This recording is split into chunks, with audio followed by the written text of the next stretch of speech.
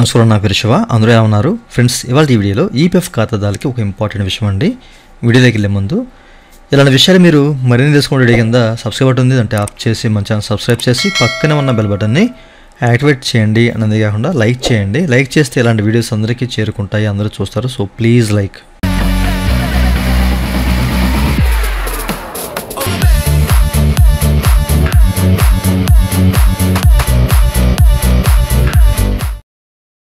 ఇక టాపిక్లోకి వెళ్ళే ముందు ఈపీఎఫ్ సంబంధించినటువంటి క్వైరీ అండ్ అట్లాంటి సర్వీస్ కావాలన్నా నన్నైతే కాంటాక్ట్ అవ్వచ్చు అండి. నా వాట్సాప్ నెంబర్ వీడియో కింద మీకు డిస్క్రిప్షన్లో ప్రొవైడ్ చేశాను. వాట్సాప్ ద్వారా మాత్రమే నన్నైతే కాంటాక్ట్ అవ్వండి. అయితే ఈ వీడియోలో చాలామంది అడుగుతున్న ప్రశ్న, అలాగే నేను అబ్జర్వ్ చేసిన ఒక ఇష్యూ ఏంటంటే అది మీకు చూపిస్తాను. సో ముఖ్యంగా ఫైనల్ సెటిల్మెంట్ ఎవరైతే చేస్తున్నారో సో చేస్తున్న టైంలో ఒక ఇష్యూ అనేది మనకి చూపిస్తుందండి. అదేంటంటే వెబ్సైట్ గ్లిచ్ అది, ఓకేనా? సో చాలామంది భయపడుతున్నారు, దాని గురించి మీకు చెప్తాను. నేను కూడా అబ్జర్వ్ చేశాను దాని గురించి. అలాగే నన్ను కూడా చాలామంది అడిగారు. 4-5 క్లైమ్స్ చేసినప్పుడు అదే ఇష్యూ వచ్చిందనమాట. నేను కూడా ముందు భయపడ్డాను, బట్ ఆ తర్వాత అదేంటి అనేది తెలిసిందనమాట. అది గ్లిచ్ అని చెప్పేసి. అదేంటో మీకు చూపిస్తాను ఇప్పుడు చూడండి. మనం ఫైనల్ సెటిల్మెంట్ చేయడానికి ముందుకెళ్ళి so form 19 only PF withdraw form 19ని సెలెక్ట్ చేసినప్పుడు సో మీరు అక్కడ చూడొచ్చండి, మనకి ఒక పాపప్ అయితే వస్తుందన్నమాట. Linked PAN status is fail అని చెప్పేసి, higher rate of TDS will be enforced if TDS is applicable అని చెప్పేసి ఒక ఎర్ర అయితే చూపిస్తుందండి, ఓకేనా? ఇప్పుడు మనం ఎస్ అని చెప్పేసి సెలెక్ట్ చేసుకున్నాం అనుకోండి.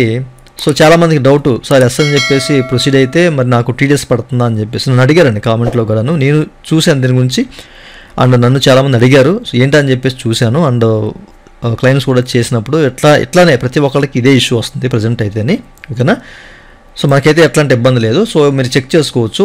ఓకే అని చెప్పేసి మనము ఇక్కడ క్లిక్ చేసినా కదా ఉండి, ఓకేనా?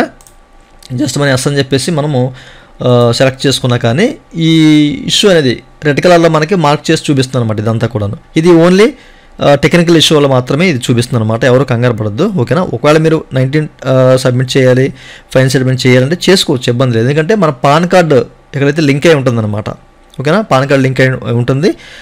అండ్ మనకేంటంటే కేవైసీలో కూడా అప్రూవ్ అయి ఉంటుంది, హెచ్ఆర్ చేత డిఎస్సి అయి ఉంటుంది. అన్నీ సక్రమంగా ఉన్నా ఇది ఎట్లా చూపిస్తుంది, ఓకేనా? సో వన్స్ మీరు చెక్ చేసుకోండి కేవైసీలో, ఓకేనా? సో మీకు ఏంటంటే యాక్టివ్ కేవైసీలో పాన్ కార్డు లింక్ అయి ఉండి కరెక్ట్గా వెరిఫై ఉండి అంతా ఉంటే ఓకే, నో ఇష్యూ. అక్కడ మళ్ళీ ఇష్యూ ఉండి మీరు క్లెయిమ్ చేశారనుకోండి, మళ్ళీ మీకు ఇబ్బంది అవుద్ది. అక్కడ అంతా ఓకే అయి ఉండి ఎలా చూపించినా నో ఇష్యూ. ఇది ఓన్లీ మనకేంటంటే టెక్నికల్ ఇష్యూ వల్ల మాత్రమే వస్తుందన్నమాట. ఇది పాన్ కార్డు ఇక్కడ మనకు లింక్ అయినా కానీ, ఓకే? చాలామంది అడిగారు అండ్ నేను కూడా చెక్ చేశాను, అందుకే మీకు చెప్తున్నాను. ఎవరు కంగారు పడద్దు. ఒకవేళ మీరు ఫైనల్ సెటిల్మెంట్ చేయాలంటే చేసేసుకోవచ్చు ఈ సందర్భాల్లో, ఓకే? ఇష్యూ లేదు. ఇది ఓన్లీ టెక్నికల్ ఇష్యూ వల్ల మాత్రమే మనకు వస్తుంది. ఇది ఒక గ్లిచ్ అనమాట, ఓకేనండి? ఇదండి వాళ్ళ వీడియో. సో ఈ వీడియో మీకు నచ్చలేదు, మీ కింద లైక్ బటన్ లైక్ చేసి మీరు సపోర్ట్ చేయండి. అలాగే ఇలాంటి విషయాలు మీరు మరింత తెలుసుకునే కింద సబ్స్క్రైబ్ ఉంటుంది, దాంట్లో ఆప్ చేసి మనం సబ్స్క్రైబ్ చేసి పక్కన ఉంటుంది. Thank you for watching and జై హింద్.